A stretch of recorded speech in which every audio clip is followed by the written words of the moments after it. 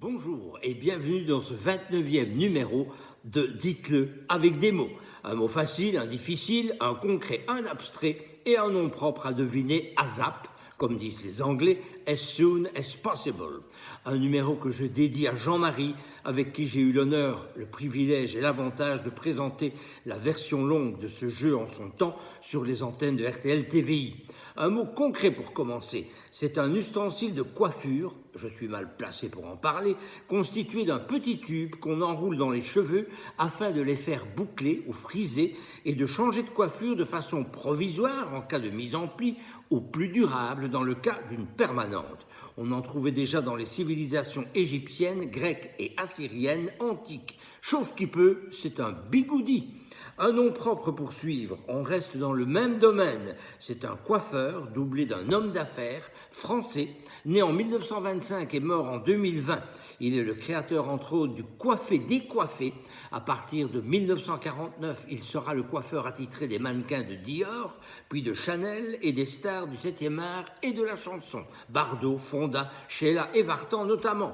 Je reviens au coiffé-décoiffé, qui est une tendance coiffure qui consiste à créer un look faussement négligé, naturel et décontracté tout en étant travaillé. Il joue sur le volume, la texture et des mèches rebelles pour un effet saut du lit, chic et structuré, mais volontairement imparfait. Jacques, de son prénom, c'est Monsieur Dessanges. Un mot difficile maintenant, ou plutôt un mot-phrase. Un mot-phrase qui désigne un objet de séduction. Il s'agit d'un ruban noué à un chapeau dont chaque pan volette et qui invite un jeune homme, je vous donne déjà une partie de la réponse, à suivre, et là c'est cadeau, à suivre, disais-je, celle qui le porte. Très en vogue au XIXe siècle, c'était un véritable accessoire de mode. Verlaine en parle dans ses premiers vers. Je voulais rigoler, écrit-il, avec cette petite cocodette ou cocotte ou crevette ou grue ou biche qui porte des « Suivez-moi, jeune homme si long ». Un « Suivez-moi, jeune homme », c'est joli, non ? En guise de compensation, voici un mot facile. C'est un rectangle de toile ou de filet suspendu utilisé comme lit.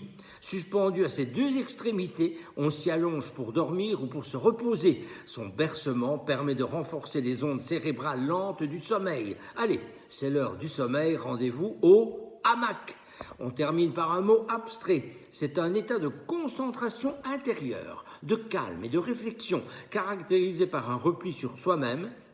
Souvent, dans un but spirituel ou méditatif, il s'oppose à l'agitation extérieure et implique une attitude de silence, de déférence ou de prière. Souvent utilisé dans un contexte funéraire, il s'agit du recueillement. Dites-le avec des mots, c'est fini pour aujourd'hui. On se retrouve mercredi prochain et d'ici là, portez-vous bien.